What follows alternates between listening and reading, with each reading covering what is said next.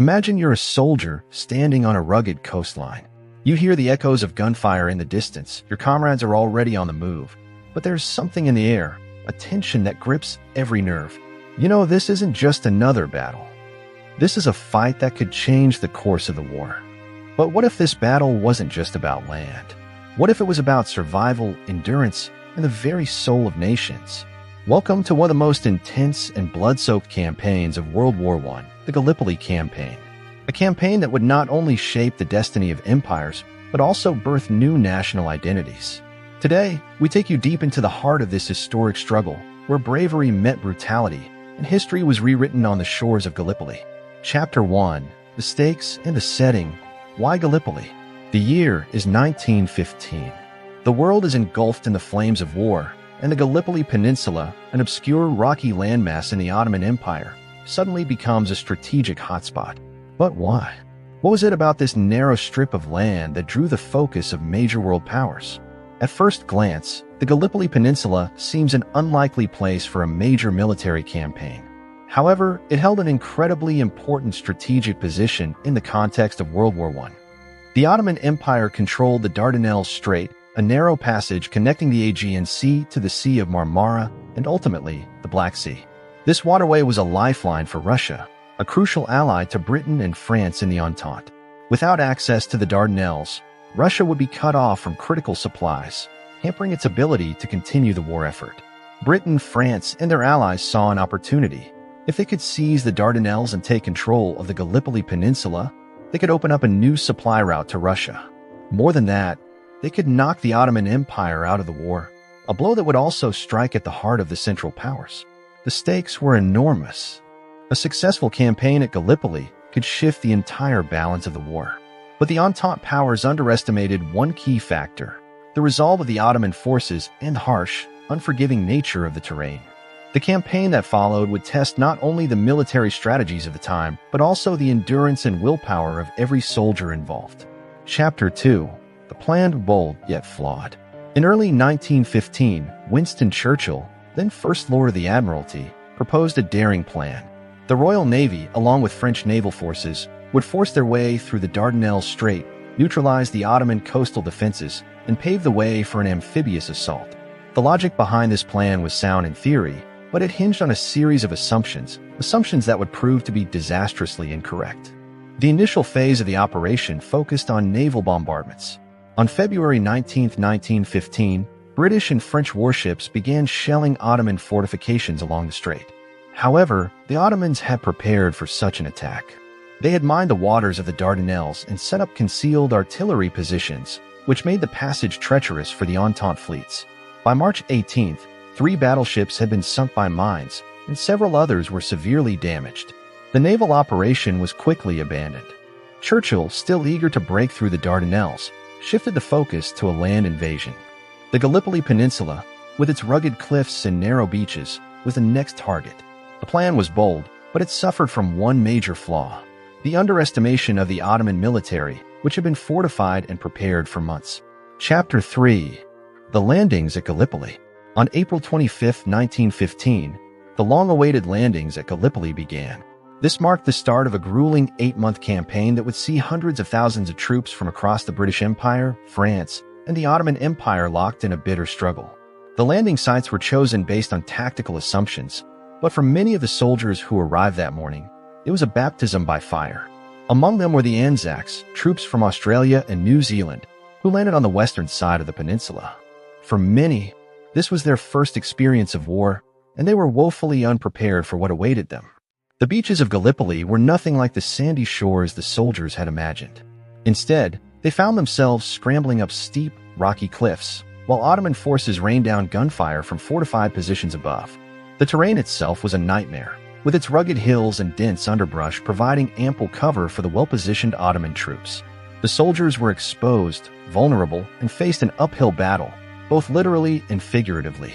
The landings quickly devolved into chaos. Soldiers were pinned down on the beaches, unable to advance or retreat.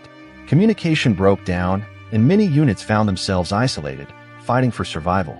It was a scene of sheer carnage, with bodies littering the beaches and the wounded crying out for help amidst the roar of gunfire.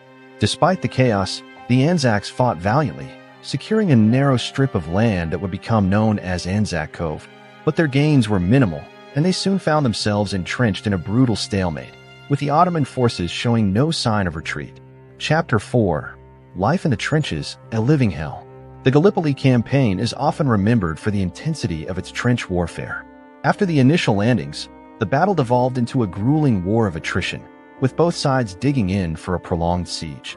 For the soldiers on the ground, life in the trenches was nothing short of hellish. The conditions were appalling. The hot, dry summer turned the peninsula into a dust bowl, while the winter rains transformed the trenches into muddy quagmires. Soldiers were constantly tormented by swarms of flies and the stench of decaying bodies. Dysentery, typhoid, and other diseases ran rampant, with medical supplies often in short supply. The front lines were only a few hundred meters apart in some areas, meaning that both sides were constantly under threat of sniper fire, artillery bombardments, and raids. The deadlock on the battlefield mirrored the frustration of the High Command, which struggled to devise a strategy to break the stalemate. For the men on the front lines, every day was a fight for survival, not just against the enemy, but against the elements and the sheer toll of living in such brutal conditions. Soldiers developed deep camaraderie with their comrades in the trenches, but the psychological toll was immense. The constant fear of death, the loss of friends, and the seemingly endless nature of the campaign took a heavy toll on their morale. Chapter 5. The Ottoman Defense. While the Entente forces struggled to make significant gains, the Ottoman Empire showed an unexpected resilience in the face of overwhelming odds. The defense of Gallipoli was led by a relatively unknown Ottoman officer named Mustafa Kemal, whose tactical brilliance and leadership would eventually elevate him to the status of national hero. Kemal's leadership was critical to the Ottoman defense. He understood the importance of holding the high ground and used the rugged terrain of the Gallipoli Peninsula to his advantage. His famous order to his soldiers, "I do not order you to fight, I order you to die," encapsulated the fierce determination of the Ottoman troops. The Ottomans had also been well prepared for the invasion. German military advisors had helped fortify the peninsula with trenches, artillery, and barbed wire, turning it into a formidable defensive position. The Entente forces quickly found that every advance was met with fierce resistance, and the narrow terrain meant that even small gains came at a tremendous cost. For the Ottoman soldiers, defending Gallipoli was not just about protecting a piece of land. It was about defending their homeland and their empire. The battle became a symbol of national pride and unity, galvanizing the Ottoman population and rallying them to the war effort.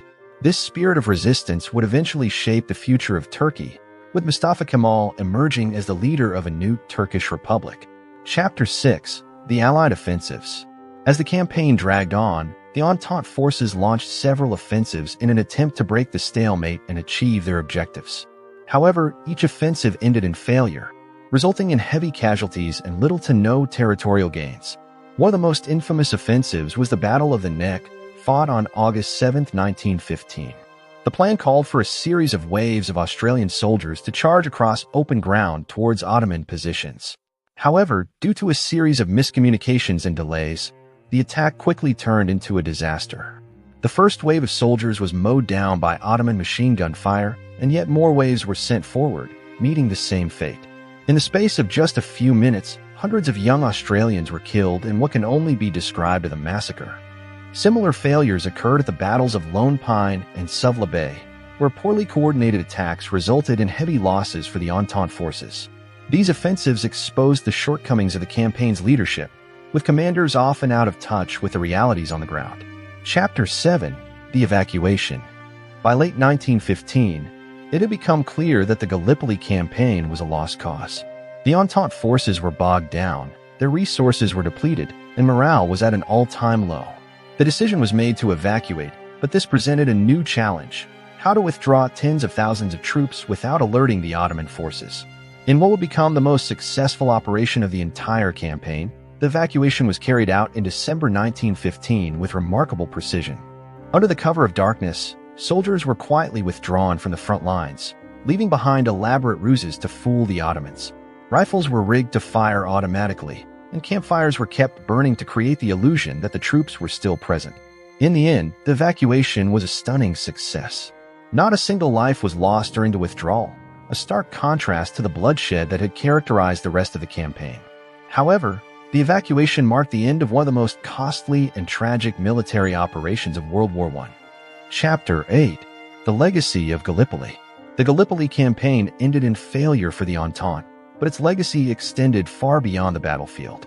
For the British and French, it was a humiliating defeat, a stark reminder of the cost of underestimating their enemies. For the Ottoman Empire, it was a rare and significant victory, one that bolstered their resolve in a war they would ultimately lose. But for the nations of Australia and New Zealand, Gallipoli became a defining moment in their history.